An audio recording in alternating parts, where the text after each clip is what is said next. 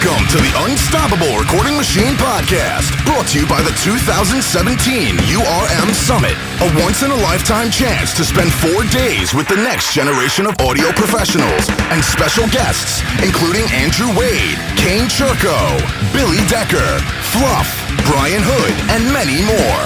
The inspiration, ideas, and friendship you'll get here are the things that you'll look back on as inflection points in your life. Learn more at urmsummit.com. And now your host, EYAL Levy. Hello there, EYAL Levy here. Happy to be podcasting again. Let me just tell you that. I hate taking breaks. Glad to be here, and I'm especially excited about this episode. This is my guest's second time on the podcast. His name is Fluff, or otherwise known as Ryan Bruce, and he's a good friend of mine. I like to surround myself with people that I admire, and I've always kind of thought that it's never too late to pursue your dreams, and it's never too late to try to make things happen, and he's a perfect example. The man had a career for 10 years at Boeing before he was unceremoniously fired, which we will talk about why in this episode. It's actually kind of funny. Just goes to show, though, that something petty like that can completely destroy your career path. But, you know, into his 30s, he completely changed his life and started his YouTube channel and now has an awesome career in the music industry and is well known and living his dreams. And it's never too late. I mean, obviously, it goes without saying that if you're 14 and living in a basement and 200 pounds overweight and have never worked a job in your life and you want to make $2 billion and date a movie star, well, maybe you should get a little more realistic. But, you know, outside of having completely unrealistic expectations like that out of life, it's almost never impossible to get started on a goal or to pursue something and to make your life measurably more in line with what you wish it was. So without further ado, I introduce to you Mr. Ryan Fluff Bruce. All right, welcome to the Unstoppable Recording Machine Podcast. I am EYAL Levy, and with me is my good friend Ryan Fluff Bruce, who you probably know either through his band Rest Repose or through his wonderful YouTube channel, Riffs, Beards, and Gear, or just you've seen his Instagram or you've seen him anywhere online that showcases awesome riffs, awesome beards, and awesome gear. It's true. How are you doing? I'm doing good, man. I just got done wrapping up shooting this week's in the studio for the JST side of things. Oh, yeah. You also work for JST and make videos for JST and all kinds of marketing stuff. You basically are really good at lots of different things. Yeah, I always wanted to be the Chris Hardwick of the audio music industry world, if that makes any sense, because that guy's literally... he's everywhere. You know what I mean? I have no idea who that is. Do you know who hosts The Talking Dead? No. Nerdist podcast. He's in the Comcast commercials. I don't watch TV. way back in the day, he used to host. I'm just striking out. He used to host Singled Out way back in the day. And I have no idea what that is. It was an MTV thing. I guess I need to look him up now. You do, because he's everywhere. I just struck out. He's everywhere that you're not, apparently. Clearly, but he's an everything man. He's you know, jack of all trades kind of guy, and I always thought that's the way to go. Diversify. Wow, I have no idea who he is. I just looked, but the point is that he has a great career without me even knowing who he is, and that says a lot. Right. Well, I mean, previous to this conversation, I thought you had to know you, or you had to at least know the person in order for them to have a good career. So, well, you see, that's what I thought too. And clearly not. Clearly not. Clearly not. But I mean, if he wants to, no, never mind. I was going to go down a dark path, and we're not going to go down the dark path on the podcast. Okay, fine. No Weinstein jokes. Oh my God! No, we probably shouldn't do that. That's probably not a good idea. Yeah, that's family friendly. No, but I mean. One thing that I want to bring up, and we did talk about this last time, but you're no dummy. You worked at Boeing for 10 years. Mm-hmm. You know exactly what you're doing, and you've taught yourself several disciplines from video to recording. I mean, you already played guitar, but you've taught yourself how to play guitar in a way that you can play professionally for various different situations. Like if someone hits you up and needs a video for this, whatever Sure. it is, you know how to make guitar lines that will fit whatever that situation may be. You've taught yourself marketing. You've taught yourself networking, obviously, because there's no way that you would be able to have a music career like you do without being a good networker. So you've kind of made it all happen. And you didn't come from like a popular band or a music industry situation. You were a dude at Boeing who was working on airplanes, and then you made it happen in your 30s. Yeah. Starting when I was 31, late bloomer. Not weird. So, well, I don't think it's weird, but I think that a lot of people who listen who are above the age of 25 start to feel like it's too late for them or something. You're probably right. I mean, I hear about that a lot as far as like did people you hitting feel me like up. it was too late? I mean, I thought I was late to the game then, absolutely. Like when I started the YouTube thing, I was like, okay, there's no way anyone's ever going to watch my stuff, but I'm going to do it for me because I just really fucking love this. And always wanted to be in the music industry and always wanted to do that stuff. Music, I wanted to be a tech for a while just because I'm such a gear nerd. And I thought it was way too late to the game at that time. I thought everything was too saturated, and then I just started doing it. And I guess I wasn't too late. It wasn't as saturated like it is now. I mean, Jesus, 100,000 followers or 30,000 followers used to be like, oh my God, you're huge. And now everyone has 100,000 followers on their YouTube channel. It's pretty crazy. It seems like anyway. So, well, I believe that the director, James Cameron, said this. I think it was James Cameron.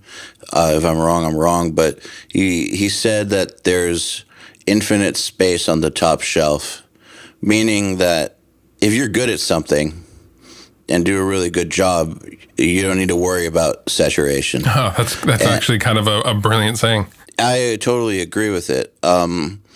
And I just think that this whole thing about the industry being saturated, or there being age limits, I feel like that shit's overblown.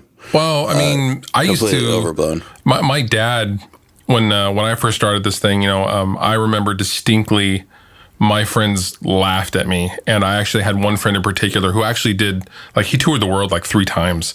I had a close friend of mine at the time tell me I was wasting my time, and no one watches that shit. Like, what are you doing? Like, don't be stupid. What did he do? I mean, was he a YouTube personality telling you not to waste your time? No, he was in an up-and-coming band that had gotten signed by a major label and were touring the world. And the band fell apart, and he had to go back to his construction job, which he's still at today. But well, of course, he's going to tell you that nothing's going to work because his situation fell apart. It did fall apart, and I think maybe he was saying that out of his own bitterness or something. I don't know. Sounds like it. Yeah, but I remember my dad telling me, well, Rick Nelson was 35 when Cheap Trick's first album came out. And I thought, you make a good point, Dad. Because that's true. So, from what I understand, Dave Pensato was 35 when he started mixing. Was he really? Yeah, from what I heard, also several members of Slipknot were above 35 when they first got signed. I did not know that. Maynard James Keenan apparently was about 32, 33, or 35, something in that range when Tool was first getting discovered. I mean, I did not know that. Moby was 36 when he first broke big. Yeah, you're right. Huh. I turned 37 on Saturday, so maybe I'm not that bad. Happy birthday. Thanks, man. I just don't... my experience tells me that if you want to play music or do something that is sold specifically to 15-year-olds, then yeah, maybe there's an age limit there. But, 15-year-olds don't make up the entire world of music consumers or music creators or people out there. There are other people, too, who also love music and love to consume things. How many young people, I mean, obviously there are some, and there's a handful, but how many young people really can grasp and adequately take advantage of a good opportunity? Because I certainly couldn't when I was 22, 23. I don't know about you, but, I was not of the mindset. I didn't have the mental tools to even handle any kind of opportunity like what has come out of the YouTube thing for me.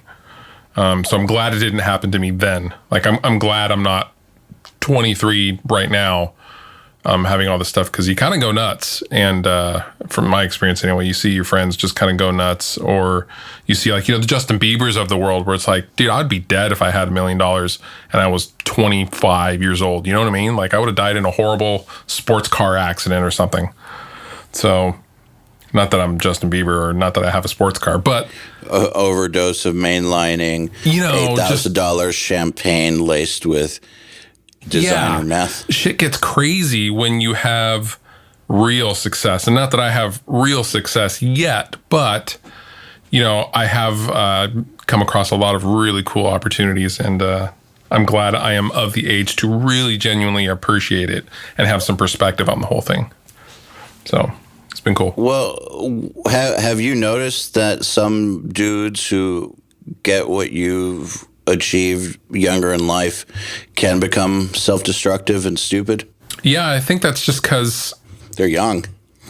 Yeah, they just don't know how to deal. And it's kind of a weird thing to witness, because you can see people. I mean, even if you don't know them that well, there's several other YouTubers that just go nuts. I mean, there's well documented like gamers in the gaming communities. I think the gaming community was really the platform from which the YouTubers as we know it today came from. Like, when you saw the real big online celebrities, they were gamers, and they were like, pro Call of Duty guys that were like the top players in the world. And there was a guy named X Jaws that he was a young kid, and he had a pill problem, and then he got into coke, and then he got into heroin, and he lost it all. And now his channel doesn't even exist, but he had millions and millions and millions of viewers every single video, and he wasted it all away on fucking drugs.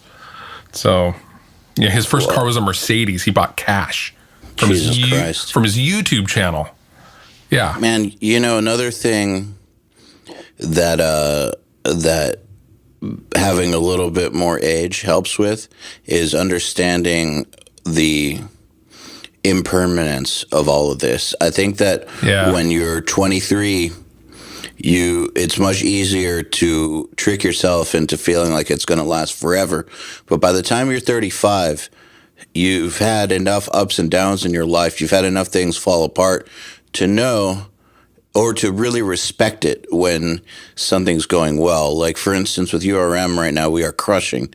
And I've had enough things in my life go bad to where I'm treating this like it is a gold egg that that can just break. It could literally be gone tomorrow. Yeah. Though I don't think it will be, and I do think that I don't either. We've built it in a way to where unless something crazy happens, like really crazy, like one of us hires a hitman to try to kill their wife or something, or goes full Weinstein or something. Goes full Weinstein, something insane that isn't going to happen. Right.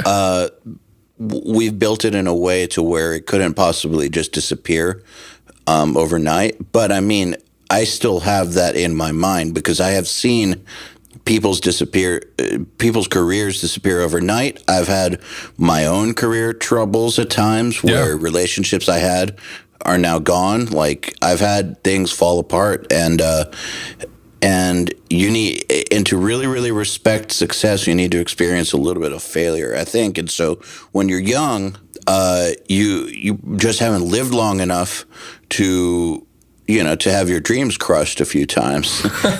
Right. Yeah, the life dick hasn't slapped you in the face enough times yet. Exactly. You do need to get the life dick to the face a few times to really, really appreciate how good it is. Now, hey, young people under 25, I'm not trying to say that success is a bad thing. I wish you all the success in the world. Absolutely. But just remember that nothing in this life is guaranteed or permanent.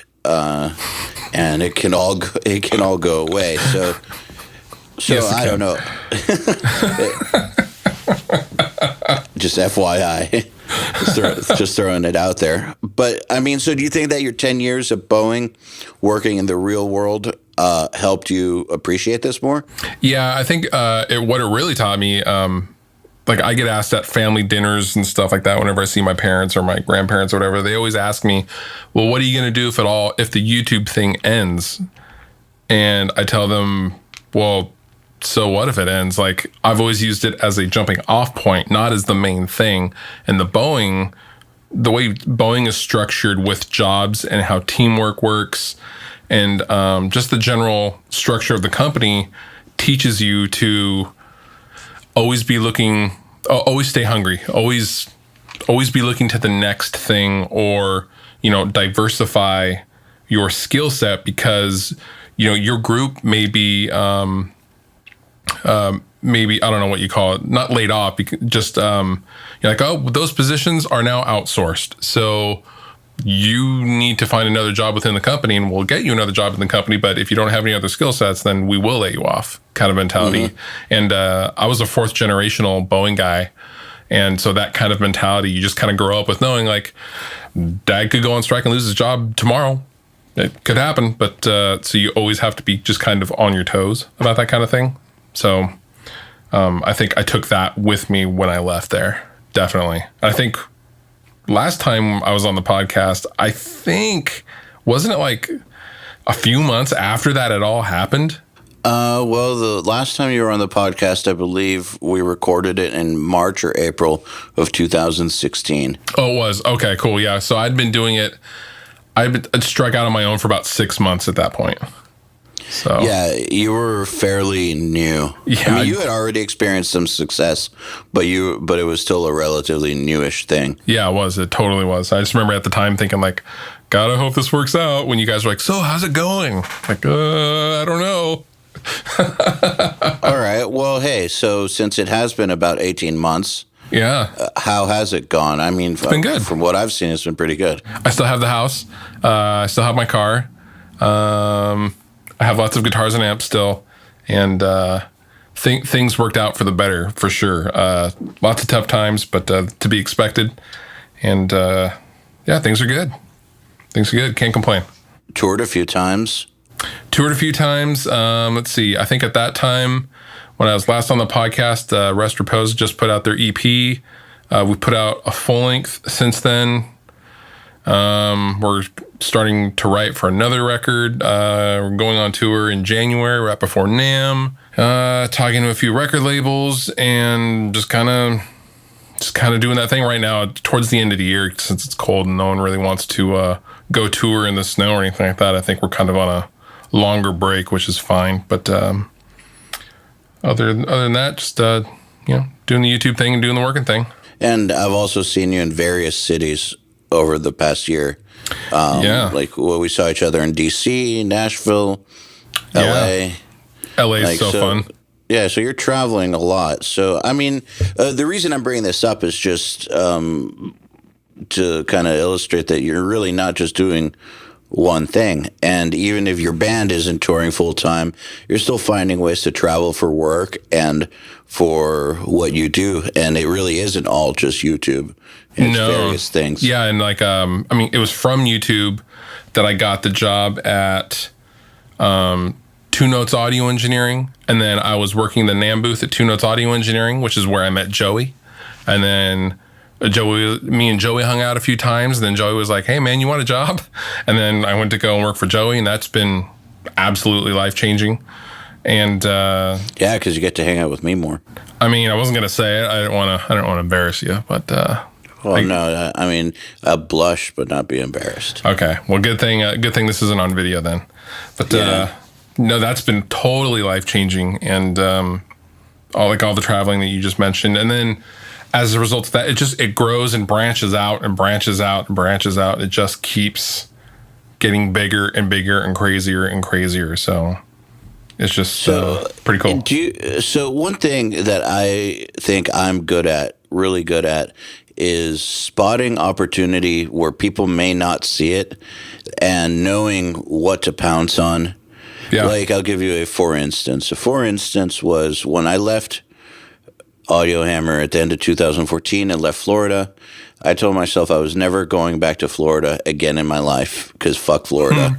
Moving on. And then a hurricane came and wiped it away. Like, holy shit, you're a god.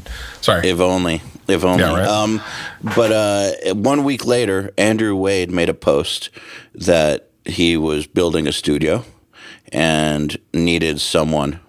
And I saw pictures of the build out, and I was like, I'm jumping on that now.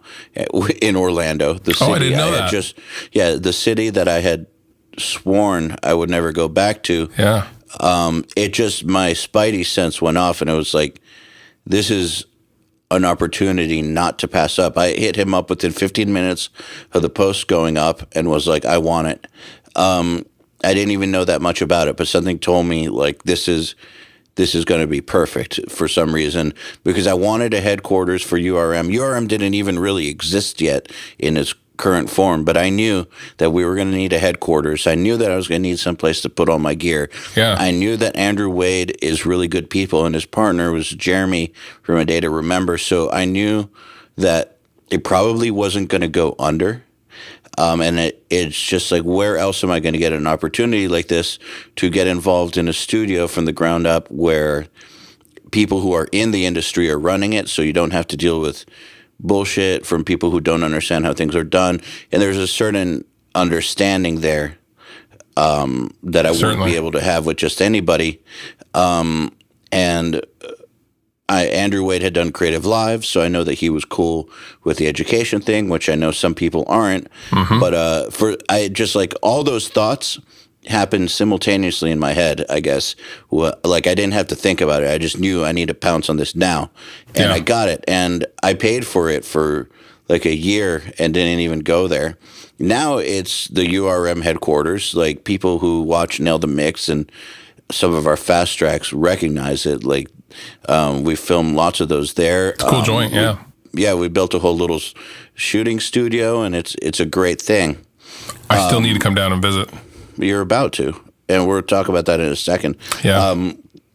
But I've always been good at like seeing an opportunity and seeing what it can be turned into very, very quickly and knowing when to jump. And I feel like in order to make things work the way that you're saying that it works for you, I think you need to be good at that. And you need to cultivate your sixth sense for which opportunities are out there. Like, has that been natural for you, or is that something that you've developed over time? It's been developed. I mean, there's been lots of times over the years where I'm like, oh, damn it, if I had only known or said that one thing, damn it, I find out after the fact that, I don't know, whatever, especially in the Boeing setting, like, oh man, I could have had that job. I just had to say I wanted that job. Fuck. But, loser. I know, dude. But, no, it's that kind of thing. Few people, I think, have that naturally. I think that just kind of comes with time and experience and fucking up a lot, like a lot of things. I didn't get perfect pitch or any of that stuff, but I got that. Yeah, exactly. I mean, well, yeah, I mean, you did. Really. I didn't.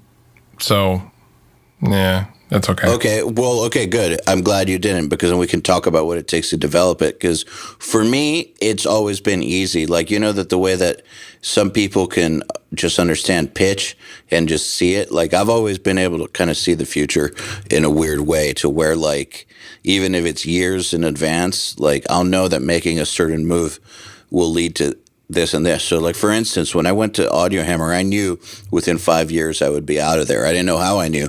I just knew. It just made logical sense in my head that I will be out of here within 5 years. I don't know where I'm going to end up, but, like, all the equations in my head lead to this one outcome, which is that I will not be here in 5 years.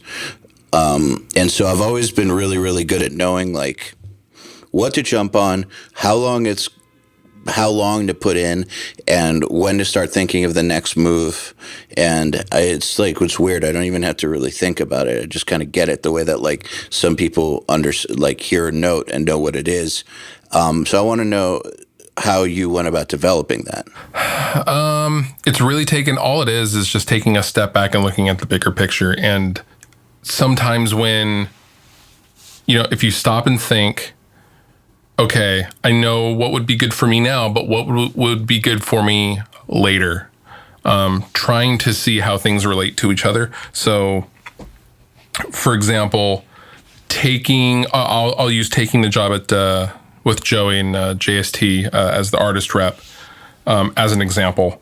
I initially said no to that job. I remember. Because I had to smooth talk you. I mean, yeah, I leaned on you pretty hard to kind of gauge what I would be getting into, because I'd been burned so many times and I was just kind of tired. And I was with Positive Grid at the time, and you know what? That was a stable paycheck. What I did tell you was that I was trying to replace myself, but yeah, I left that out. But I was still totally honest with you about what you could expect. Yeah, but I got catfished. Long story short, no, I'm just kidding.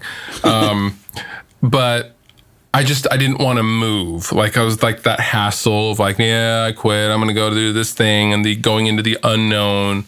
But when I stopped, I was in California at the time at my girlfriend at the time's house on the phone with Joey, and I was just hashing it out, and I was asking him like the most ridiculous questions that I probably shouldn't have asked. Like, I wanted to know financial stuff, because I didn't want to start a job with the company and then have the company fold a month later or something like that, understandably. Mm-hmm. But I was asking him all sorts of financial stuff and like real nitty gritty details that I probably didn't have any business asking him, but he answered everything honestly and forthcomingly. And that was like, okay, well, maybe I should actually reconsider. And so after initially turning it down, I took a piece of paper and I wrote out like, I kind of made like so at Boeing, there's these things called like fish diagrams that you can make, and various productivity diagrams that you can kind of use to hash out how things relate to each other and what the outcome will eventually be. Because at Boeing, I was an investigator, so we would kind of use this to boil things down and kind of drill down to whatever it is that you were trying to get down to. And with the job at JST, with the diagram, it just made more sense. There was just way more pros than there was cons. There were very few cons. I don't even remember any of the cons. But with the current job that I was at with Positive Grid at the time, there's a lot of things I just didn't like. And okay, it made sense to actually take the job, even though I was still cautious for the immediate future. But I knew long term, being in that circle, being in the audio thing, getting to travel and then glean information off of, hanging out with these amazing dudes like Billy Decker and the Bo Burshells of the world. I thought that would probably be a really good positive thing. There's a lot of perks. To being in the circle. Yeah, and I was like, okay, I should probably be on that team instead of this one. And so I took the leap for the fourth or fifth time in a major way. And yeah, I think it's just taking the leap, man. That's really all it is. Being willing to accept that, you know what, it might suck, it might bite you in the ass, but at least you tried, kind of a thing. I was just talking to somebody earlier today who is a very good mixer, but he teaches high school, and he really wants to transition from that into producing full time. Oh. And he's more than good enough. He's been good enough for years, but he was telling me that he's just afraid of taking the risk. Like, he can't bring himself to do that. And it reminds me a little bit of back in the day.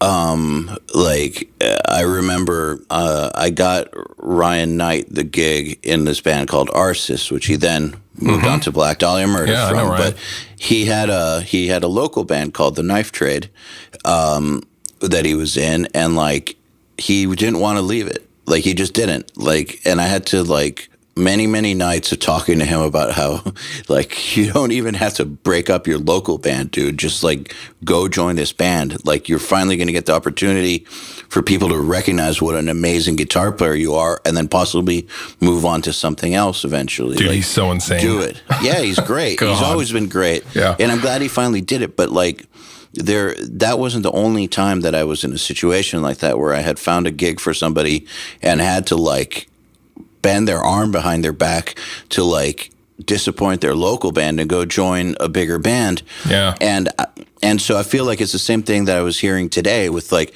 dude, like you just told me that you're only making $1,800 a month from teaching high school. Like, Oh, you're more than good enough to make well above $1,800 a month producing. Like, and at the end of the day, like, how much are you?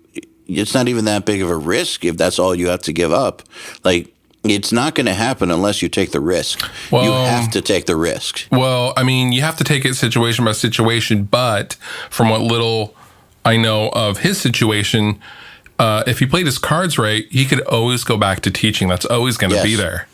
So do it. Exactly. Yeah. I mean, we're not talking like ditching out on a 6-figure career for something that may not work out. We're talking about, you know, something that he can always go back to that's Peanuts. barely above minimum wage. Yeah. That, you know, I mean, do that shit while you're young. You're not going to ever be able to advance without, at least in this world, without at some point taking a risk. Putting your balls on the fucking line. Yeah, exactly. Yeah, totally agree. And I mean, don't do it blindly. No, don't be stupid about it, but goddamn, you got to do it sometimes. Yeah. I mean, shit, man. Starting URM was a huge risk. Fuck. And I can't even imagine. Very scary. Yeah. I've told people that, like, at one point, I only made $1,300 one month in that first year. And that was a scary fucking month.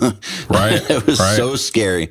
And especially because I was killing it before in the studio. It was like, wow, how the mighty have fallen. But in my head, I knew how it would work out. And without taking that risk and going through the shit, we wouldn't be where we are now. Exactly. You have to sometimes be willing to throw yourself into an uncomfortable situation to ultimately put yourself in a more than comfortable situation. Absolutely. Down the road. So, speaking of you coming to Florida, Yeah. let's talk about that. So, to those of you who may not be aware, URM is having our first annual, and I say first annual because we're already planning the 2018 one, but our first annual summit, and it'll be the 2017 one, and basically between December 11th through the 14th, us and about 8 speakers and like 100 attendees are convening on the Doubletree SeaWorld Resort in Orlando, and it's going to be 4 days of recording masterclasses, career masterclasses, networking, and hanging out. And Mr. Ryan here is going to be giving a lecture about how he used video and multimedia to not only launch his YouTube career, but how he's used it to sustain a profitable music career. And it'll be mainly focused on video, right? But it'll be expansive from what I understand. Yeah, it's going to be looking for avenues that maybe aren't the obvious ones to get into the music industry as a whole. And I'll probably, I'll go over what my own history was and how I kind of fell into it initially through video work, and how, I haven't hashed all the stuff out completely yet. Shame on me, but I still got a few weeks. I do, yeah. So, I have it in my head, but actually you're hashing it out on a Word document or something like that. But using, my own journey was, video, and I just kind of fell into it. But along that way, I've learned that, 9 times out of 10, when someone hires you for a gig, and a gig is defined as video work, freelance, photography, going to an amp show and playing a booth, and being the guy that's showing the product, or being a product manager, a marketing guy, 9 times out of 10, they are absolutely never looking for the absolute best guy ever. They're looking for the guy who's dependable, who will kick ass the entire day and not bitch about it, and generally be reliable, as opposed to, let's say you're hired to do a mix. The band that's hiring you would love for Chris Lord-Alge to mix your mix, but 9 times out of 10, if you're on time, do it under budget, and do a really great job, that's absolutely just as good, and a lot of times more preferable to whoever hired you, because they can rely on you, and that goes farther than I thought it would when I got into this industry. That applies in so many different fields. Even with Nail the Mix, sometimes we approach mixers to do it, and they'll be like, well, I don't feel like I have anything to teach. I don't think I'm that good. And it's like, dude, first of all, you're better than the students. Right. So you definitely have something to teach them. And second of all, Bob Rock's not returning my calls. Right, exactly. So, like, fucking come do it. It'll be awesome. And have a little confidence that you've got more to teach than you might realize. But I completely agree. We taught this in speed mixing, too, that, yes, you're trying to be competitive with the best in the world, but start by being competitive with your local market. Yes. Yes, step up. It doesn't, there's a lot of other things you can offer besides, I've spent 30 years behind a console. There's other things there's other elements that go into, for example, working with someone and getting a mix job than just time spent behind the console in order to get the work done. So if you're... One thing that Joey said that he loves about working with you, and people should take note, is that he tells you an idea, and he doesn't need to then write out a formal assignment or due date or anything like that. Like, he'll tell you ideas, and then you'll just go get them done. You'll take initiative and get them done, and he loves that. And as someone who employs people, that's the kind of shit that I love too. And I know that as someone who's been employed by people, that's the kind of shit that people loved when I would do it. Yeah, they don't want to do the work. They want you to do the work. That's what they hired you for. Yeah, exactly. And the less you need to explain to someone, the better. Yep, absolutely. So, again, it's like you might not be the best mixer on earth, but if you're more reliable than your competition, more dependable, easier to deal with, and you do as good or comparable of a job, then you most likely will get the gigs. Yeah, I mean, I am a testament to that. And it's not about being second best or anything like that. If a band wants it done now and they want it done cheaper and they want it still sounding awesome, they'll do the record with me. And if they want some superstar name that they can just use to sell that, they mastered their record or something like that, then they'll go to them. But, I'll get that shit done, and I'll get it quick, and I'll get it done cheap. Because I have to. Hey, man, having gigs is better than not having gigs. Exactly. You don't want to fuck yourself out of a gig. No. So let's talk about video a little. Because obviously you started as a musician, right? I did, yeah. Okay, so you're a musician first. But how did you realize that video was the future? Or what inspired you to conquer that? Or to even do it in the first place? So I don't remember the last podcast, but... You talked about porn. Okay. So it all started there, and it started with working with Red Light District and Leisure Time, and I was in a small apartment in Calabasas, California, and the singer of our band at the time had been editing porn for a while, but this particular time, the director of this video wanted certain sounds edited out without messing with the video, and that was squeaks. There were various squeaks of the leather chair and moans and spanks. Farts. Yeah. And farts. And farts. Keep saying farts. And farts. Various kind of queefs. Oh my God. and our singer was befuddled. He didn't know how to deal with that. He was like, well, how the hell do I do that? I have to have some advanced equipment or software. Now, mind you, this was You had to get advanced fart removal plugin. Is there a plugin for that? This is 2005. I like analog fart removal gear. That's going to be the next plugin, by the way. Yeah. You heard it here first. But this was 2005, and we were editing on Final Cut Pro 5, I think it was, and it was kind of primitive, but they were still editing movies on it and stuff like that. And I thought, and I'd known how to edit video from what he had trained me to do over the previous few months, but the audio thing was totally new. But to me, in my mind, it was the same as video. I just had to split the track and kind of crossfade it and kind of remove the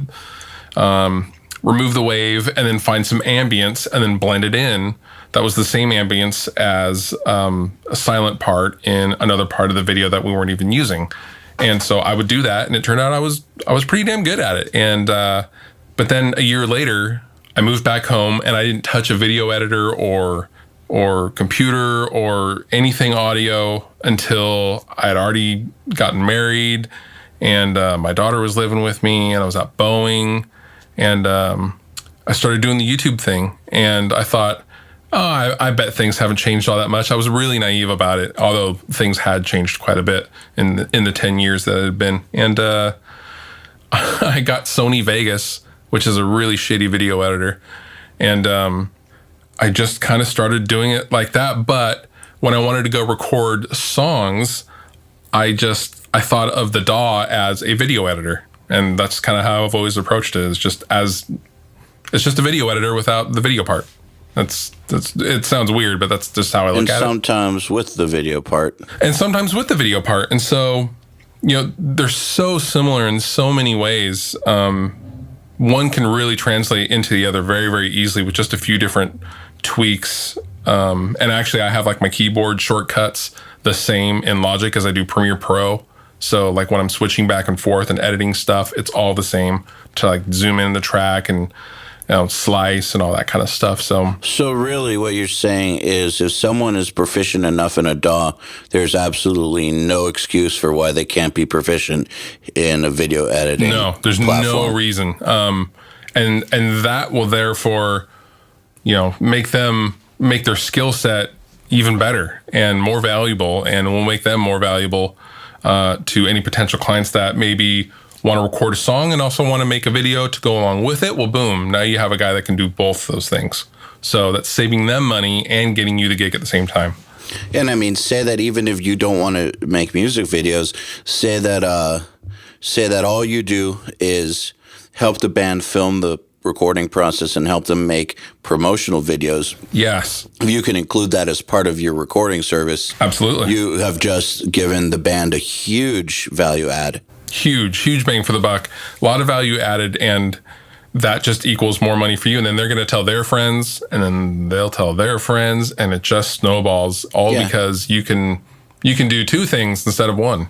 So, and it's not like you need, I mean, we've got really great cameras at URM now, but we started Nail the Mix with fucking GoPros. Yeah, you did. Don't need crazy shit. Dude, iPhones these days are 4K. Like, there's no excuse. It's pretty cool. Oh, what a time to be alive. It is pretty amazing. I was thinking about that the other day. I was thinking that what we do with Nail the Mix is the kind of stuff that I wish existed back when I was learning how to record. But it would have been possible to do it back then anyways, because to get technology that could do that back then, you would have had to already be super rich. Yeah, you make a good point, actually. I didn't think about that. It's only possible because of the time period that we live in. Right. So, and you started with Sony what? Sony Vegas. Sony Vegas. Yeah. So more proof that you don't even need a really good editor. However, you can just go to Adobe and get the monthly subscription on Premiere, right? Now you can, yeah. At that time, that didn't exist, and Premiere and Photoshop were all, and you had to individually purchase them for, I think it was several $1,000s a piece back then. Okay, but now it's $30 a month. It's $75 a month for the whole suite. Yeah, but for Premiere it's $30. Oh, just for Premiere, yeah. Yeah. which I would have gladly done then, because at that time, Vegas was so buggy and my computer was so shitty. So I would hit render on a 720p video, and God forbid, if my mouse moved at all during the render process, my computer would shut the fuck down, and I would have to reboot and recover the file and then re-render again and tell everyone to stay out of the room and don't bump anything. Okay, so we've come a long way. It was horrible, man. And that was life for like a year and a half. It sucked. So does it piss you off when people tell you that like they don't understand how to get started, or it's too hard, or they don't have enough money? No, I'm glad those people exist, because otherwise it keeps you in a job. Yes, I love those people. I love the self-defeating, self-deprecating people who don't have any drive. They're my favorite kind of people, because I'll exploit them until I die. It's awesome. They won't be there to get in your way. Yeah, exactly. Like I'm glad they don't do that. It's gonna make you wonder though. But seriously though, there's literally no excuse for not taking on video as something you do. And like I can tell you, engagement wise online, blogs, for instance, like I know there was a long time when people were like, you need to have a studio blog, or you need to do a blog this, blog that. People don't really read those anymore. Nope. I mean, there are some that people read, but video has overtaken everything. And I'm sure that's old news to some of you, but to those of you who this is news to, like, pay close attention, video has overtaken everything. Yep. That's for instance why Finn, our director of marketing, started making videos for Punk Rock MBA, his own thing, when he originally was just writing blogs. And he's a professional writer, has been for years. He's a great writer, but he took on video because video is how things work these days. That's what people pay attention to. Yep, that's it. Because it's easier to watch a video while you're pooping than sit there and read a blog on your phone, right? Yeah, totally. Or in bed, or in the car, or whatever. But yeah, the video thing is just going to get nuttier and nuttier as time goes on. So yeah, so learn it now, kids. So when you say learn it, what do you suggest for someone who? Okay, let's take someone who has done some recording, so they know how to operate a DAW. They have some gear. Sure. Maybe they have one or two or three clients, and they really want to improve their client experience and get more clients, and they're thinking about adding video, but they don't know where to start. YouTube. Everything is on YouTube. I mean, there's still. Do you mean start your own YouTube channel, or do you mean no? Go to YouTube and try to find some tutorials. Make sure it's really what you think you can handle, and just slowly start to get into it.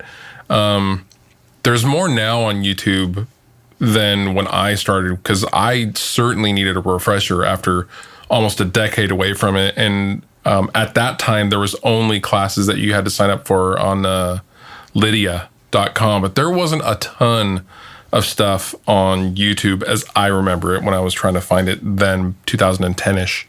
But YouTube had only been around for like 3 or 4 years at that time. But go to YouTube, start watching tutorials and basic videos, and like getting started with Premiere, or getting started with whatever. It's all on YouTube, and then once you watch, or Creative Live, even Creative Live. I mean, that would be a great. I was gonna say, once you get a real sense of what you're gonna get into on the YouTube side, I still think there's absolutely a good place for the really good educational courses. Obviously, with audio, Nail the Mix and things like that. But the Creative Live and then Nail the Mixes of the world still absolutely have a place. And video specifically, definitely Creative Live.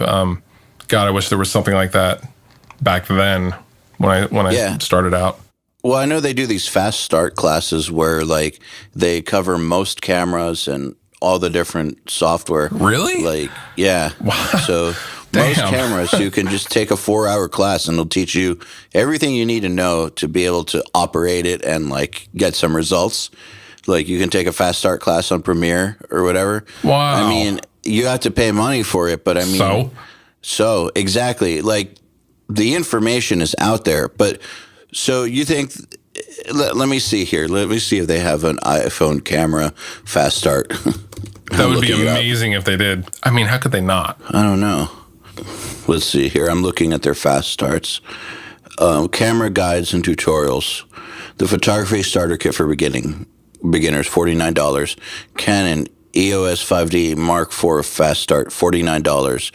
And there's like so many cameras. Nikon wireless flash, Fuji X-T2, Olympus OM/D, Sony A7. There's just so many cameras here. See, here's the brilliant part about all those courses though. Like those cameras that you just named off are $2,000, $3,000, $4,000, $5,000 cameras. So why wouldn't someone that spent that much money already pay another $50 to learn all about it? I mean, that's awesome.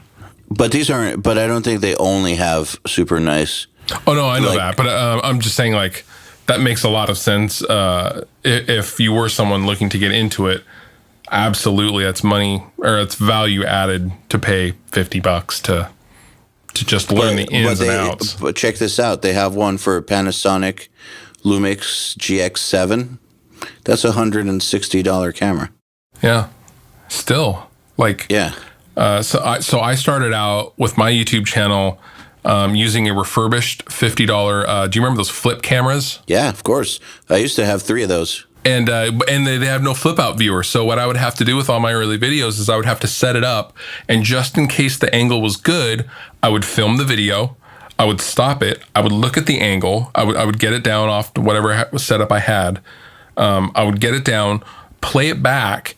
And if it wasn't good, I would then reset it and then do the video again and just kind of hope for the best and take it down, look at it again. But I always had to do it over and over and over again, because if you had an awesome camera angle, well, then, you know, you want to exploit that good camera angle. So I remember those. Oh, hey, check this out. I just found it. iPhoneography on Creative Live. Oh my God. They have a class iPhone 6S photography, $29. They have how to capture landscapes with your iPhone 7 and 7 Plus, $10. Wow. Adobe mobile apps, $17. Ooh. How to capture action with your iPhone 7 or 7 Plus, $10. Lightroom Mobile, $17. Okay, so like, you have no fucking excuses, people. Wow, that's cool. I'm actually going to go check that out after we're done. Yeah. We're all on Team Creative Live. We love them. But yeah, absolutely. But I mean, say that it's okay. I'm just saying that, like, yeah, YouTube has everything, but say that, like, you get inundated with YouTube and you don't know what to look for, because a lot of people say that they really appreciate what we do at Nail the Mix and all that, because they don't know where to look on YouTube, because there's so much stuff. It's like, okay, so go to Creative Live. Yeah, I can see that too. I mean, their stuff's all good. It's so flooded on YouTube. So you really got to know what you're looking for. Yeah, I guess that would be the only problem. But I think that there's no reason for why people can't get started with this. Agreed. So do you still find yourself learning about video all the time? Oh, man. About an hour ago, I was looking at the new features in Adobe Premiere, and I was watching a tutorial on how to improve your color grading.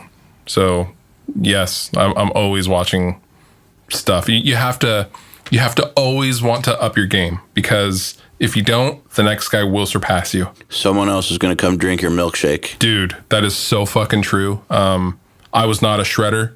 I'm a songwriter, but I am not a shredding metal guy. I like songs. And so in order to maintain my place, so to speak, it was a very conscious thing that I actually went and, I read up on classes on how to talk to a camera and public speaking. I was just talking to Finn about this yesterday. And so I was going to make sure that I was way better to watch on camera when I was talking to the camera for FAQ stuff for the YouTube channel, because some of those other guys are terrible to watch. It's so painful. And so I paid for some courses, and I took some public speaking courses online, and then learned how to color grade, and I just made sure my footage looked fucking great. So that was how I compensated. You invested in your own education. Absolutely. Well, I think that the listeners of this podcast, most of them are okay with investing in their own education, because they are subscribers to like URM and Nail the Mix. So like, it's not a foreign concept to them, but I just think it's good to hear from people that are doing what other people aspire to do, when you find out that those people who have the jobs that you want are continually upping their skills and investing in themselves and always learning. Yeah, like, buy the better computer, buy the better camera. Like, it's just a step forward. A lot of these kids, and not even kids, like full-grown adults that have mortgages and stuff are like, yeah, but I don't think I'm good enough. I don't deserve that, that self-defeating guilt or whatever that is of like, I don't deserve a nice camera like that yet. I'm not good enough. Like, what? Yeah, you are. Buy the good camera. Like, why not? Invest in yourself, man. If you're really that serious. What a difference it makes, too. Oh, man. Huge difference. But that's not to say that you can't start with something that's less than great. Absolutely. In fact, you should just start. You should. I think that the hardest thing about doing anything or getting anything done, accomplishing any goal, whether it's a New Year's resolution or just like something that you've been assigned to do from work or whatever, the hardest part across the board for almost everybody is literally just getting started, planning your ass down and fucking getting to work. Yeah. 'Cause then it's like once you're working, it's almost like nature takes over or whatever. But the hardest part is momentum and inertia. Inertia is your enemy and momentum's your friend. And once you have momentum going, it's all good. But, you should really just start with video with whatever you've got. If you've got an iPhone, start with an iPhone and, get the $30 Premiere and just get started. Just do whatever you can, just get started and then go from there. Yeah, absolutely. I mean, I started out with Reaper as far as the DAW when I finally made the leap to the DAW. And I didn't know plugins existed. I didn't know any of that shit. And I just plowed into it. Just did it. Naively. So would you say that that's something that you've always kind of done in life when there's something you want, you don't think about it too much, you just get started? Yeah. I did that with guitar. I make the decision, okay, yep, that's a hard yes. I definitely want to do that.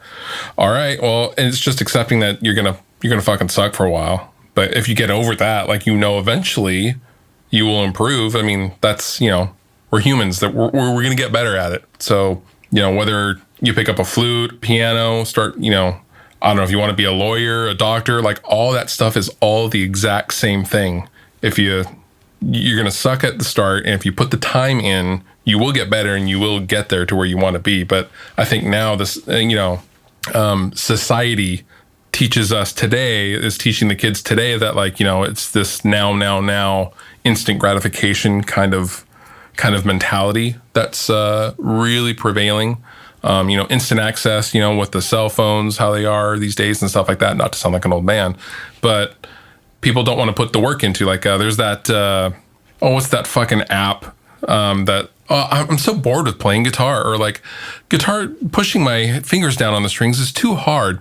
I wish I could play right now, that kind of stuff where it's like, don't develop the calluses, put the thimble things on the end of your fingers. Like, what the fuck? Shut the fuck up and fucking get to work and develop the calluses like the rest of us. Like, fuck. I hate that shit. Just fucking work, man. Like, do the work. It's amazing how just doing the work will set you apart from so many other people. Seriously. Question about procrastination, because I know we all do it, but, just referencing back what Joey had said about how he doesn't need to, like, ask you for things because the moment he mentions them, you're already on it. Mm-hmm. And I know from working with you on other things, too, that you're definitely the self-starter type. Is that something that you have had to struggle with to instill as a habit? Like, what goes through your head, like, as far as overcoming procrastination, or is that just not an issue for you? No, it's not really an issue. My sense of self-worth comes from my output, my productivity, and watching my old man just work his fucking ass off when I was a kid. And he would come home after working 10 hours a day at Boeing, and then he would have to work on our shitty-ass cars that we had growing up. And he would be outside until 11:30, midnight sometimes, and then get up at 5 o'clock in the morning and go back to work. And he would do that all week. Beast. Dude, fucking super, super beast. He's my hero. And I thought I was. Well, I mean, you're my mom hero, my mom figure hero kind of thing. Okay, that's fine. I can deal with that. But no, I mean, it's just like I'm one of those guys that has a hard time taking a vacation because I just go nuts. I can't not do anything longer than a day. So I don't know. Like I feel worthless when I don't do shit. So I think that's good. So I think that's probably a huge factor of why more people aren't doing these, YouTube channels and shit like that. Cause it just, you got to go. And that's not for everybody. So have you always tied your output to your self-worth? Yes, always. Cause that's fortunate. At the end of the day, even when everything goes to shit, if you can at least look at yourself in the mirror and go, I fucking worked my ass off today. Well, at least then you have something to hang your hat on, so to speak. You know what I mean? So I don't know. That's just how I kind of see the world. And you never needed to like condition yourself for that. That's just how you are. No, that's just how I am. It served me really well at Boeing. I would just fucking kick ass and I would get promotions. I mean, I got promoted all the way up into the salary from an entry-level mechanic into a $100,000 a year job in salary in 3 years at Boeing with just a high school education. Just by being a self-starter. Yeah, just because I would fucking go. Like when I would get done with my work, instead of going, cool, I'm going to fuck off for the next 4 hours, I go, who else needs help? And I would just fucking go and do it because why not? Like help people. Fuck. Okay. All right. I want to get inside your head real quick about something. So Joey has an idea. Let's just take that for instance. Okay. About a new type of video that he wants JST to put out. Okay. What goes through your head right then and there?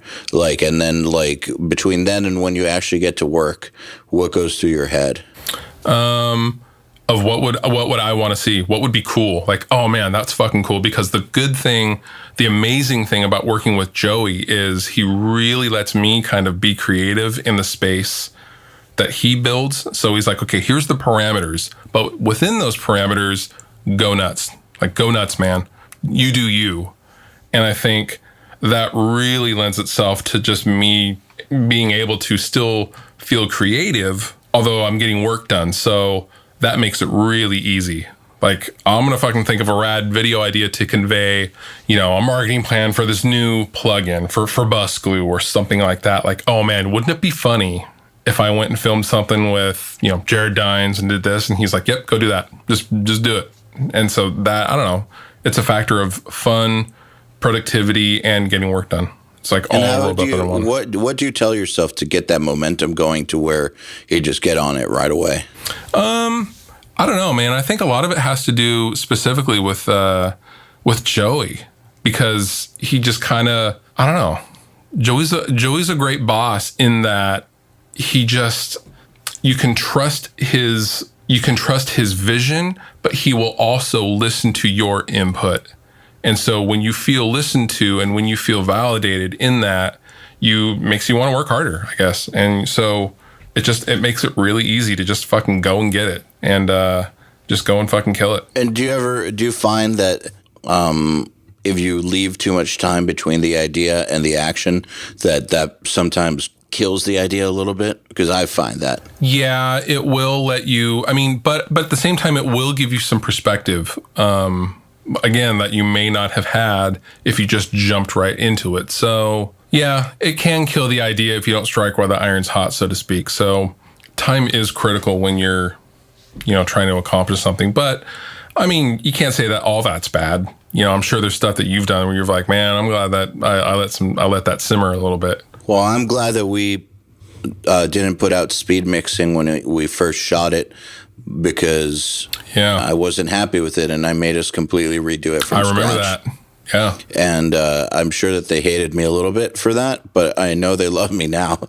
Right. Because that thing crushed. But so I guess what I'm not getting at being hasty with things and just not thinking things through, but I feel like there's a time when an idea has a spark. Totally. That's when you got to pounce. Yeah, you have that initial energy of the newness of it. Mm-hmm. And that's what will push it through to completion. And so, yeah. So I kind of feel like if dudes out here listening are like, inspired to go add video to their repertoire or whatever it is. They want to get good at parallel compression, or they want to get good at downpicking, whatever it is. Start tonight after hearing this podcast. Dude, fucking go.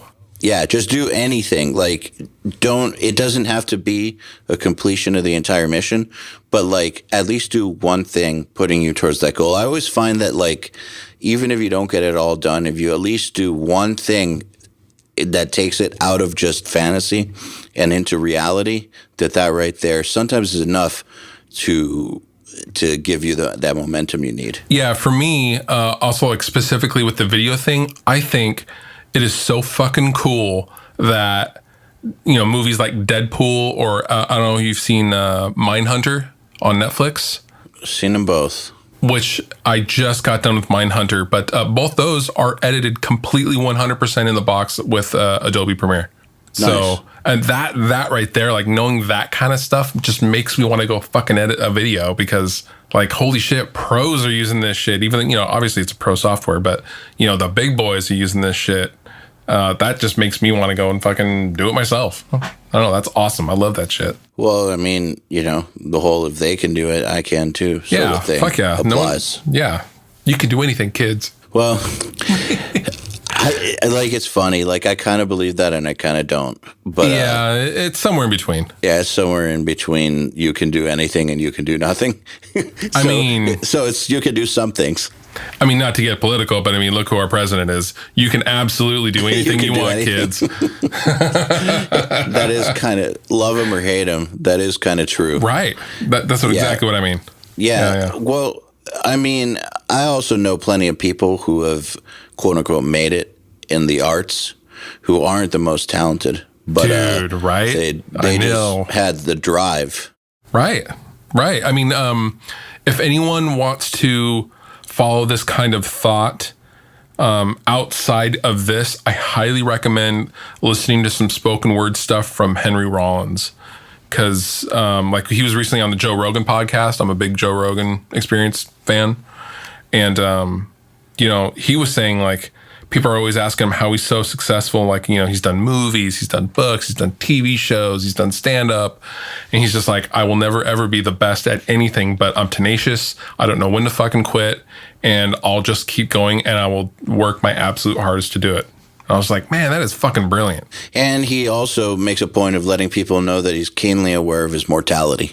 Yes, I love that. Like, I'm a big fan of Henry Rollins. So I just, if anyone is listening and wants to kind of continue this train of thought, Henry Rollins, spoken word stuff, and go see him live if you can. It's really, really life-changing. Interestingly enough, of a newer guy on the speaking scene, Gary Vee also brings up mortality a lot, kind of like Henry Rollins, which is like, you're going to be dead one day, so fucking get to work.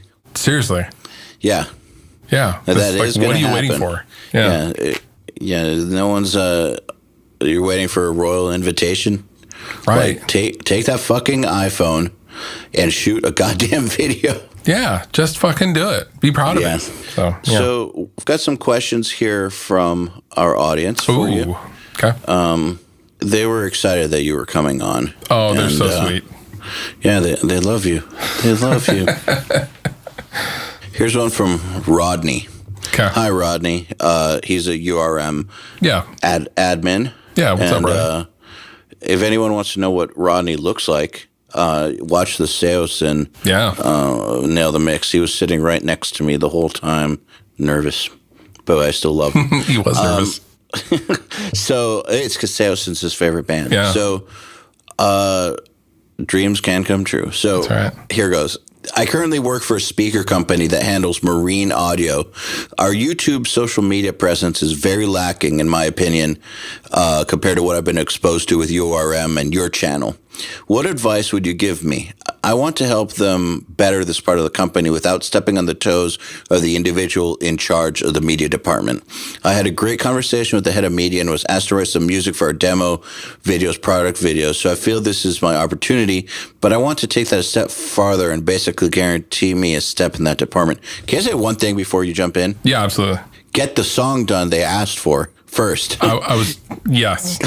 So I always have a thing I like to say to myself, or what I tell friends who are in similar situations, like get your foot in the door first. Initially, massage them and make them feel good, i.e.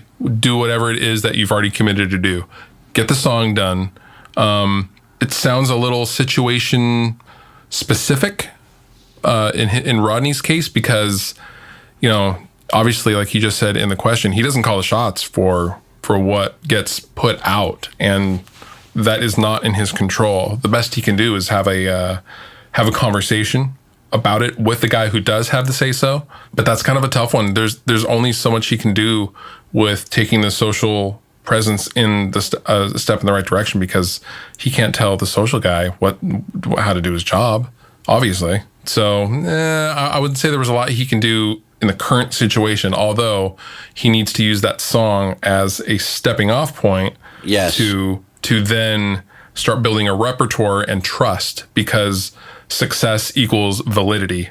And if it does well, whatever they're using the song for, if that does well, that will suddenly give him leverage to then argue a point or have an idea and have it be valid to them. So yeah, it's almost like everything that he said that he wants to do, like thinking further, as far as I'm concerned, that's the kind of stuff that if I ask somebody to do something, like an employee or a potential employee, and instead of doing what I asked for, they had a bunch of ideas for how to make things better, I'd get kind of angry. Well, maybe not angry, but I wouldn't want to deal with them anymore. No, hell no. Like, they can't follow directions. They're not, like, doing what I asked for, and they just think that their ideas are better. They don't know what I've done to get to this point. They don't know if I've already had their same ideas. They don't know what our challenges are. Nope. They haven't been in my shoes. But the one thing I did ask them for, which will help, they haven't even done yet. So fuck this guy. Right. So now I'm just saying that would be my reaction. And I have had people like that as interns before, and I never call them back because it's like, I just asked you for one thing, and like, you already want to take over. Yeah. This is not going to work. Don't be that guy. You don't know the best way. You don't know the proper social strategy, because chances are you probably don't have the experience to even make those decisions yet. So just do what was asked and then go from there. And even if you do have great ideas, what difference does it make if no one's going to be receptive to them? So like Fluff said, get the song done, build that trust, and use that as your in. But I would tread very carefully if it's somebody else's department. Very carefully. Yeah. Okay, here's question number 2. Man, I'm not even going to try with this name, so I'll just say Gregors. Hi, Fluff. Currently, the market of YouTube guitarists is quite full, and it's really difficult to stand out. I have my channel where I put classical guitar arrangements of movie songs and metal arrangements of some popular radio songs and try to brand myself in these two paths. I have quite good quality in terms of music, a decent video, but I have a really hard time with gaining any audience. What advice would you give to guys like me, besides one that we should do innovative stuff with good quality? Anything about branding, marketing, and advertising? Well, it sounds like so he does 2 different things. He does the classical guitar stuff for movie themes, and he does metal versions of things as well. Is that what it said? Yeah, so I guess he does classical arrangements of movie songs and metal arrangements of pop songs. I would say pick one. Focus on one of those things, because when someone goes to your channel, they need to know right away what they're going to be, what they can accept or expect to see. Now, classical guitar thing, that sounds kind of cool. To me, there's a million channels doing metal versions of pop songs, and chances are, I haven't even heard your stuff, dude. They're probably better than yours, because there's other videos that are getting millions and millions of fucking hits. Because as we talked about earlier, there's always room on the shelf, I think is what you said.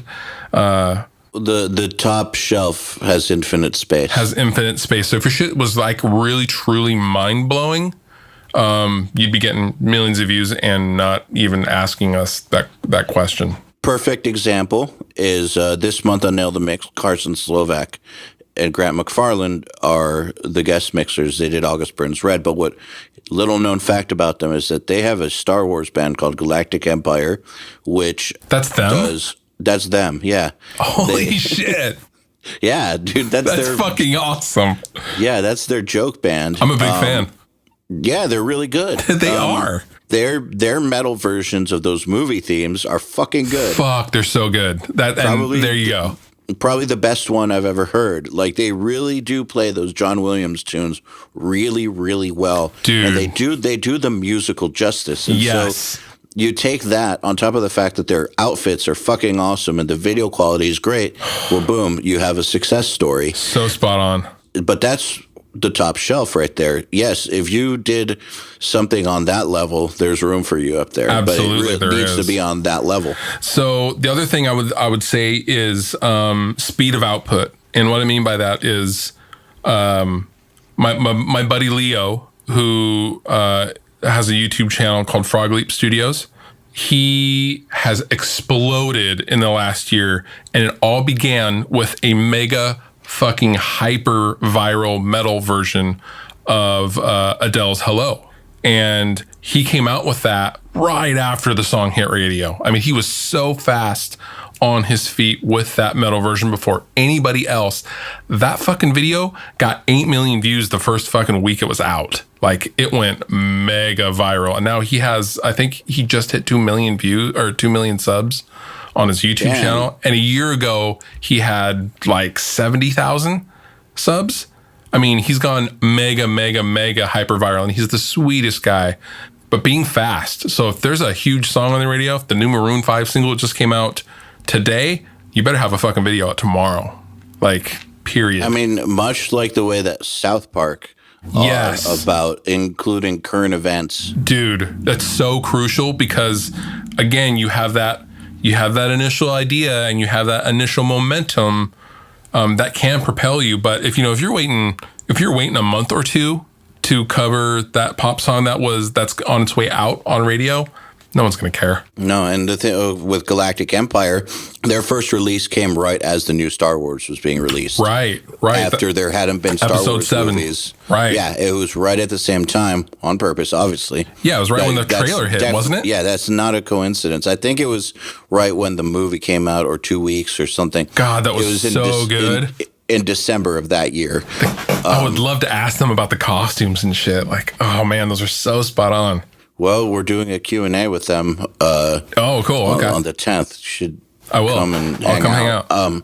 But yeah, but that's a perfect example of it being timely. So if you're just like, I don't know, I feel like it has to be spectacular. And I know that he was like, I don't want an answer of just doing better videos, but like, hey man. That's it. That's doing better videos, sorry. Well, marketing will only get you so far. So here's the thing with marketing that a lot of people misunderstand. Thank you. Is marketing will get it in front of people, but if your shit isn't good, or if you're, if for whatever reason, they still don't have to like it, and they still don't have to follow you and stuff like that. Like, I can get it in front of 20,000 people by paying my $200 on Facebook by pushing it in an ad. That doesn't mean shit. No. So, well, a perfect example also is the kind of marketing that we do for Nail the Mix and URM. I studied how to do it. Finn studied it. Joey studied. Joel studied it. We follow very specific techniques, and we study this stuff. And since we study it, we know other people who try it. And we have seen people use the exact same techniques that we do, but with shitty products that no one wants, and they make no money. Then they make no sales, and nobody cares, because at the end of the day, social media is just an infrastructure, and marketing it's just tactics and things you do. But people have to want what you're offering. That's right. So, sorry. All right, so here's one from Marco Angioni. And let's give this guy a good answer, because he actually takes the advice. Like, for instance, I did a one-on-one session with him a few weeks ago, and I told him, like, he's good. He's a good engineer, and he's been at it a long time. He's got a very nice studio in Belgium, I believe. But he was having... Or Denmark. Shit. I'm sorry, Marco. I forgot. An exotic location far away from me. In an exotic location far away from me, yes. Okay. And and he was having trouble getting it booked, and I was trying to help him figure that out. And I went, and his website was just, it looked, I mean, I would say GeoCities, but it was, it was pretty rough stuff. Yeah. And so I was like, look, you need to go to Brian Hood's site and take his free website course and like get a better website together. And it needs to fall, like, you need to like stop worrying about your gear, focus more on who you are and what you've done and like all this stuff. I mean, we talked about it for like 40 minutes. And that night he went and started working on a site. And he has a way better site. And the reason I'm saying that is because a lot of people give advice to and then in one ear out the other. So what we tell him now, he'll probably do. So here's the question for Marco. Hi, Fluff. Any advice on how to get good personal connections, even if you are not living near a musically active city or scene? Personal connections as in what, like other musicians or other studio guys? I think, well, okay, so his situation is he lives kind of in the middle of nowhere-ish. Yeah. And he wants more clients at his studio. So I would imagine that he means more, just how to network more with bands so he can get more clients to his studio. Honestly, what I would personally do is kick ass at a few records, but maybe take a cut in payment and instead have those bands share on their socials about your website or your studio specifically while tagging you. Kind of use some leverage in exchange for your services, kind of a thing. It sounds like visibility is the issue. Not that, obviously you said he's a good engineer, but it sounds like he's just getting killed on visibility and general traffic. And he has barely had like good pictures of his studio, and his wife's a photographer. So it's like, dude, have your wife take some pictures. Like, what's going on? Yeah, but, I would ask some bands to share my shit, is what I would personally do in exchange for, and I have done that. I mean, I'll give you an example. I wanted to get out there in the early days, and I had met a guy named Rob Scallon at NAMM 2014, I think it was. And he, at that time, he had 35,000 subs, and I was pretty heavy into the audio thing at that point. And I had almost 10,000 subs, and I thought this guy was a fucking superstar. And his stuff actually didn't sound great at all. His videos were funny, they were quirky, but the sound quality was not there. And Rob could not afford to pay me. And what I asked for in return, which is still an agreement that we still hold up to this day, is, except now he pays me, is instead of paying me, I wanted him to link to my YouTube channel in the description of every single one of his videos where I mix the audio. And it wouldn't be just a little blurb, or it wouldn't be something at the very end of the description. It would be like the fourth line of the description. And that paid off huge when the first video we did went viral. And then the second, third, and fourth videos also went viral with the Slayo banjo thing, and metal in inappropriate places, and 9-string metal, and these kinds of videos. And so asking for promotion from other bands in exchange for your services there's nothing shameful in that. That is savvy business, in my opinion. And if you can, and I'm not saying do an entire record for free or something like that, but maybe you give them a little discount to give you a few shout outs. And there's nothing wrong with asking for some shout outs. Structure it like you want a shout out twice a week for 2 months for X amount of money, kind of a thing is what I would do. Also get some nice pictures of your shit, man. Come on. Yeah. Great. Thank you. Mm-hmm. Great answer. Okay. Well, you kind of already answered this question, so I'm going to the next one. This one's from Ian Babbitt. Fluff, how do you prove to your potential audience, hey, subscribe to me, I'm different? Actually, this is going to sound hilariously stupid and dumb. I've gone out of my way on my channel to never, ever ask, please subscribe to me. I've never said it. I don't ever ask for anyone to subscribe to me. Like and describe, leave a comment down below. Now, I do ask, what do you think? Leave a comment down below. Like in some of my FAQs, like if someone writes in and says, what's a good entry-level interface? I'll put my 2 cents in, and then I'll say, hey, what are your guys' favorite entry-level interfaces? Comment down below. But as far as actually subscribing and stuff, I have never, ever actually said, please subscribe, like and subscribe. I hate that shit. And for me, it always made sense. They'll stick around if they want to. Like me, who these days goes, oh man, if he hadn't said subscribe, I totally wouldn't have subscribed. You know what I mean? Like, you let your work speak for itself. That's you know what I mean? Thinking about it, when you put it like that, it's just kind of funny because you're right. That's never. I subscribe because I see a video that I like and I appreciate that the guy who posted it made the video, and not only do I want to see future videos, I know that the subscribe count makes a difference, and so I hit subscribe. He doesn't need to tell me. Right. And so, like, to me, I always feel like they're treating me like I'm stupid a little bit when they say like and subscribe. And the last thing I ever would want any of my viewers to feel like is that I feel like they're stupid, because they're so fucking smart and intelligent, and I appreciate their time. Even if they're going to leave a shitty comment, I still really, really appreciate them taking the time to leave that shitty comment, because they're still spending time on something that I did. So, and then you have material to screenshot. Right. And to use at the end of the year and talk shit about them later. But still, that's very passive aggressive of me. But still, yeah, I would just let the work speak for itself. I wouldn't say subscribe or anything like that. I don't appreciate the shit talkers. I want to jump at them with a fucking knife. But no, man. So here's the thing with shit talkers. Shit talkers are hard confirmation that your stuff is reaching new audiences. That's shit talkers. Oh no, I know. But logically, I know. It just I love the shit talkers. Logically, I know this, and sometimes it just depends what mood I'm in. True. But there's sometimes, yeah, I agree with you. There's sometimes where it's just like, man, I wish you were in front of me, dude, because you'd be dead. My day has been ruined a few times over the years, and I just let them get to me sometimes. I'm like, God damn it! And then it's hard not to.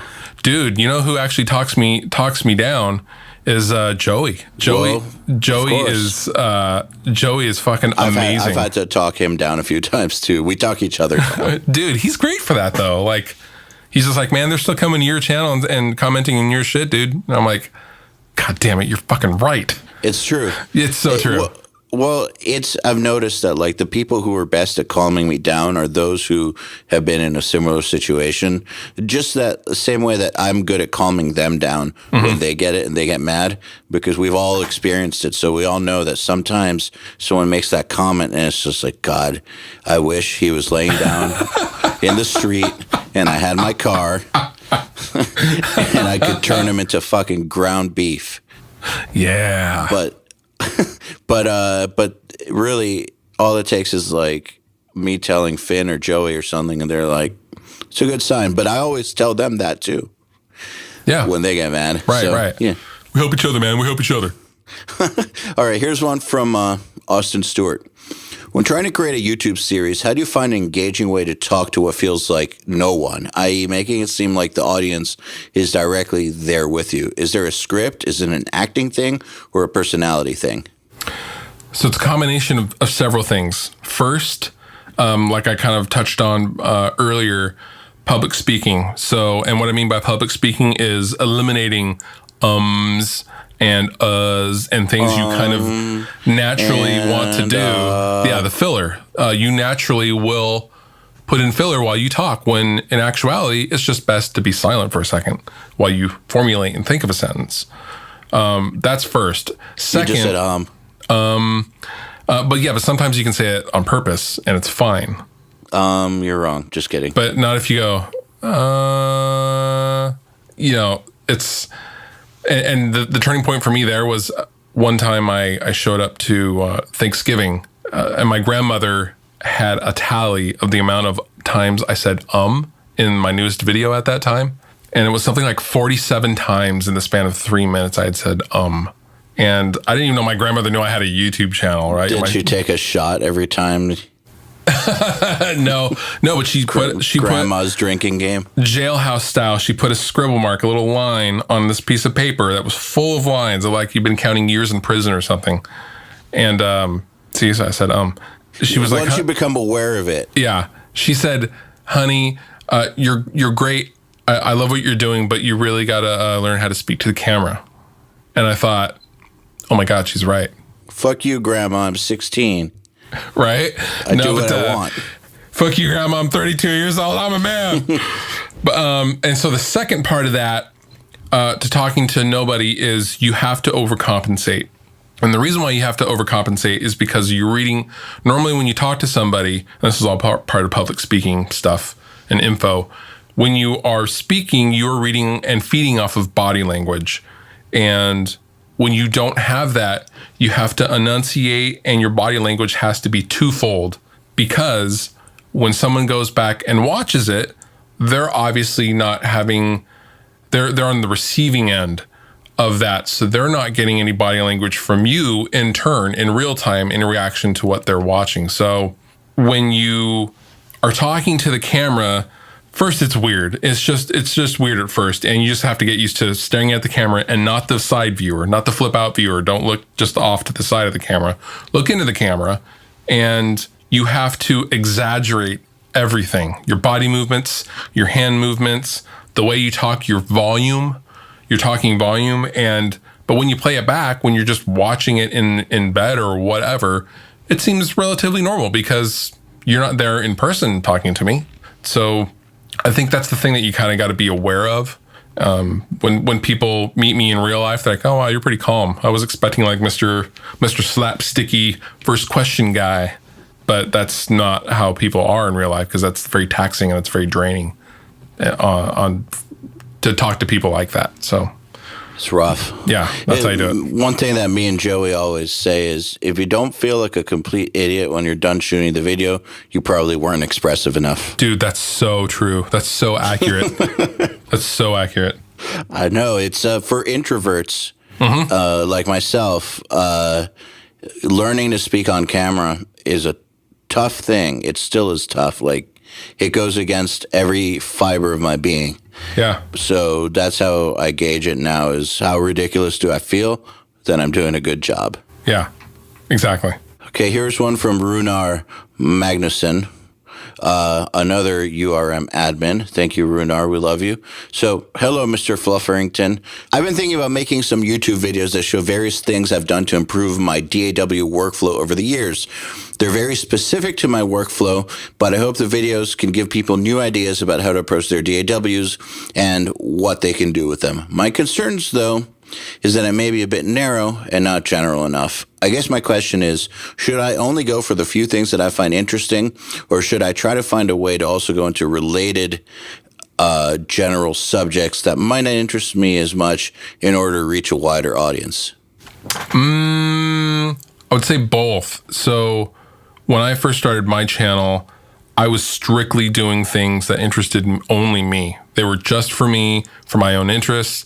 I was doing nerdy things like shooting out different overdrives and different microphones. Like I was A-Bing an Audix i5 and an SM57 in front of the same speaker in the same position, blah, blah, blah, blah, blah. That's some really, really nerdy shit. And not a lot of people are going to find a lot of information in that.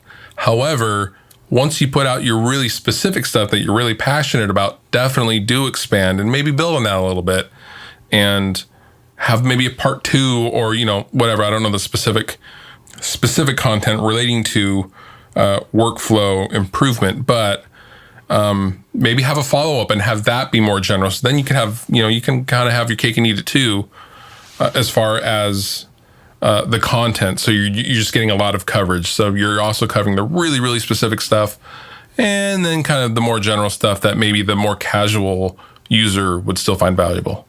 Let me just say one thing, though, that I think is that if you're new at making video, I'd say start with what you're passionate about, because you and then once you have that momentum, once you feel a little more comfortable making videos, then start going more general. I definitely agree with Fluff about what your overall strategy should be. Agree 100%. But I just think that if you're brand new at it, like we just said in the previous question, making videos is kind of an awkward thing.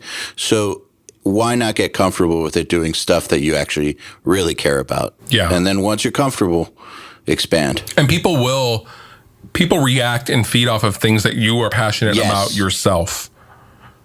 so they can smell that you're not passionate about it a mile away and they won't fucking watch it. So I'm speaking from experience. That's why I'm saying that. Like, if it's a brand new thing and you're still got your training wheels on, you don't want to have to learn how to make video while talking about stuff you don't care about. Right. People will overlook problems in video if you make up for it with your passion and quality of information. Right. I totally agree. Okay, here's one from Eric Burt. What was your biggest fear when leaving your day job to pursue this full time? How did you overcome that fear? Didn't you get fired or laid off? I didn't have a choice. No choice. Well, actually, I'd gotten to this weird place right before, oddly. I don't know if the universe just kind of works this way. I fucking hated my job so bad, but I don't know, maybe it's because I just got through divorce 3 or 4 weeks before, and I was in a really weird spot. And unrelated to that, I had a manager kind of come after me because I'd smarted off at him, go figure. And that wasn't my manager. He was just some manager. And he had asked the company on his behalf that he thought I was up to something malicious.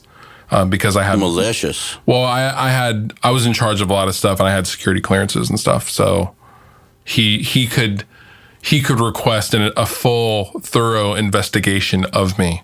Wow. And while they really didn't, pissed him off. Well, okay, well he's retired anyway, and fuck him, I don't care. So what happened was he kept trying to spy on me while I was working, and when I was working on engineering documents and things like that. He would sneak up around my cubicle and poke his head over and look over my shoulder in silence without me knowing he was there and spy on me to make sure I wasn't on the internet. And I wasn't. He was also really short. So without asking, what I did in my cubicle one day is I rearranged my cubicle and I turned the whole fucking thing 90 degrees. Within the cubicle, so my desks and all that shit. So I was facing outward because he was too short to peek over the wall that was behind me, the divider for the cubicle. And that's eventually what got me fired because amazing. it was a big fuck you to him. And he asked to have me investigated, and they didn't find anything malicious at all on me. However, there were a few times where they found that I went to Amazon.com and it was not my lunch hour. And they fired me on the spot after 10 years of flawless service. And for going to Amazon.com? For going to Amazon.com specifically. That's what it says in my file. And no warnings, no nothing. They fucking sat me down and gave me my pink slip. And that was it. And that's definitely crossing the line there. Dude, it was mind-numbing. So I drove home and I thought, well, if I'm going to lose the house, I'm going to do it doing something I love. So I'm going to start doing this audio thing and this YouTube thing for real. And the only thing I could think to do was I made a video that said, I can't even remember what it was called. I think it's called, the life video or something like that. And I basically turned a camera on and I looked shell-shocked to shit because I was. And I just turned a camera on and I just told everybody what was going on. That's all I could think to do. I just said, hey guys, I was just fired today and I don't know what to do. I don't know what I'm going to do, but I'm going to try my hand at doing this kind of thing and doing this video thing full time. Can you give me a link to that video? Because I want to put it in the show notes.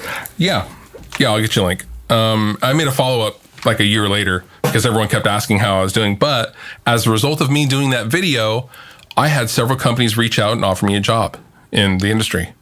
Was one of them Lockheed Martin? No, they were Airbus, Evertune, Positive Grid, Two Notes. The music industry, not music aviation. Industry. No. The music industry, because I think in the video I say like I want to be in the music industry. It's what I want to do. So yeah, so I didn't really have a choice, and I don't know if I would have actually left $100,000 a year job to point a camera at myself and talk to it. Because I did. Fuck, man. I mean, I probably would have eventually. I was so unhappy So if that's kind of the thing is I was losing my mind because I was so miserable. So I didn't want to make $100,000 a year if I was going to want to kill myself the whole time. I was just getting to that point anyway. I think I probably would have eventually quit a few months later, or at least transferred or something. But I had 2 months basically to figure it out. And when I got fired, my insurance, they told me my insurance, because I was fired and not laid off, my insurance was terminated at the end of that month. So I had 4 days to get my meds filled and to go get my annual and to go to the dentist. It was fucked. Okay. Next question. Charles Osmond is asking, how do you like the Rev Generator 120 and what does it seem to excel at? I love the 120 is awesome. I own the 100. The 120 was what I demoed for is owned by Trey from Gear Gods. The Rev stuff is extremely tight, really responsive, and just I always tell people they're like a tone laser. They're so fucking just on it, and they're so immediate, but they're so tubey, and they have so much tubey goodness. They're just really full of attack, and they're just perfect for anything even remotely aggressive. Although they do prettier stuff as well, nice clean channels and things like that. But I think the built-in brutality is what are best about the Generator series in general from the Rev amps. All right. Here's one from Sasha Riesling, which is, how do you decide if you want to work with a brand or not? Good question. Usually I will. So basically how this works is with the YouTube thing, they'll email me. They'll shoot me an email from the website or from the channel directly. And they'll go, hey, you want to check something out? It would be cool if you could make a video of it. And I don't normally commit to making a video of it until I've had a chance to play with it a little bit. Or if I know what it is, that's a little different story. Like if it's a specific guitar or something like that. But generally speaking, I'll have them send it to me. And if I don't like it, then they give me a return label and I send it back to them. And if I do like it, I'll make a video of it. It's really that simple. But the stuff that I don't like, you generally won't ever see on the channel. Fair enough. I mean, it's like a friend of mine who owns a really big media site says that if they really hate a band, the best thing they could do is just not cover them at all. It's not give them a bad review or talk shit. It's just don't cover them. Right. Exactly. Mm-hmm. Just don't even give them the attention. Then they don't exist. That's right. Okay, this guy has 5 names. Here's a question from Cornelius Lee Duke Vernon Bose. Has YouTube's new policy on ads affected you in any way? And if so, are you considering moving on from YouTube into a standalone blog style thing, or maybe just focusing on production? So what he's referring to is the adpocalypse, and in light of all the terrorist acts and all of the PewDiePie thing, who's like the most subscribed YouTuber on the platform, and racist stuff and ads essentially going, hey, why are you advertising us on channels like that? So in true Google fashion, they've totally gone too far the other way, and now anything deemed even remotely controversial is being demonetized. And that has not affected me in any way, shape, or form, because I saw that happening from years and years and years down the road. So years and years and years ago, I made the conscious decision to never cuss in my videos, and I would never talk about anything like, directly racism or terrorist acts. I mean, that's just not really the format of the channel anyway. Thank God. Man, and how annoying is it when you go to a channel for something and you love them for something, and they have to muddy the waters with politics or something like that. I absolutely hate that, and I despise it. Oh, it's just the worst. And I have a few really young nephews and cousins that I know watch my channel. And also for that reason, you will never, ever hear me cuss on my channel. I will bleep. Save it for the URM podcast. Save it for the fucking URM podcast. God damn it. God damn it. But no, I made a conscious decision to stay clean years and years and years ago, because I wanted to be more advertiser friendly, brand friendly, and generally didn't want to say fuck cut and all that stuff every 5 words and limit myself because I don't ever want to limit myself. Fair enough. And last question. This one is from Benjamin Arthur Christopher. There's 3 names. Fluff, how do you manage your balance of being in a band and working with clients? The band isn't as active as it may appear to be because everyone has a fucking side project or YouTube channel or doing something else. When we're touring, it's a little different story, but this past year was kind of difficult because before we took a really long break. We'd basically split up at the end of last year, and after NAMM, we decided to go ahead and do the band thing again, and we did a record that I did, and before that had happened, I had already signed on to do 2 albums with 2 local punk bands, and that's track, produce, mix, engineer. I mean, the whole deal was just me for these 2 full-length albums, and I think there were 10 songs each, something like that. And then the band started to get back together, and I had to do my own band's record as well. So I had 3 simultaneous albums that I was working on at the same time for a span of, I think, 5 months, and that was hell. I would never, ever want to do that again because... It's a lot. Oh, my God. I had such a hard time keeping track of, like, wait, what are we tracking today? What song? Wait, what album is that off of? Oh, sorry, that's the wrong band. Sorry. That kind of stuff. It really pays to be organized in those situations, and thank God I was. But my band's album took the most amount of time because you'll never get the amount of, I don't know, I guess you'll never get the amount of respect you will from your own bandmates that you will from people that you aren't in a band with, that haven't seen you nearly piss yourself drunk at 3 a.m. in the middle of Arizona or something, you know what I mean? So, like, my band's record took the most amount of time and the most amount of energy because they would ask for the most ridiculous changes at the very last minute after I'd already moved on from something. So sometimes I don't balance it, but other times I really try to be careful and really try to ask the band and our management, okay, do we have anything going on for this time period or something like that? And so now it seems to be okay, but that could change at any moment. So basically, you balance it, except for when you don't. That's basically what I was. Yeah, that's it. Okay, fair enough. Well, Ryan, thank you so much for coming on the podcast and hanging with me for 2 hours. Anytime, man. Very much looking forward to hanging out at the URM Summit in December. Yeah, man. And if anyone wants to go, I know that this podcast is going to be released before we finish selling tickets. The tickets will be on sale until November 10th. And this podcast is coming out, I believe, on November 6th. So you still have 4 days as of the release of this to get your ticket. And I just want you guys to know that we only have 3 tickets left as of this podcast being recorded. So they might already be gone by the time this is released. But yeah, there's 3 tickets left as of now. There might not be 3 tickets left next week. So if you want to go to urmsummit.com, get a ticket and come hang out with us in Orlando. Come hang. Yeah, man. Thank you. Thanks. The Unstoppable Recording Machine Podcast is brought to you by the 2017 URM Summit, a once-in-a-lifetime chance to spend 4 days with the next generation of audio professionals and special guests, including Andrew Wade, Kane Churko, Billy Decker, Fluff, Brian Hood, and many more. The inspiration, ideas, and friendship you'll get here are the things that you'll look back on as inflection points in your life.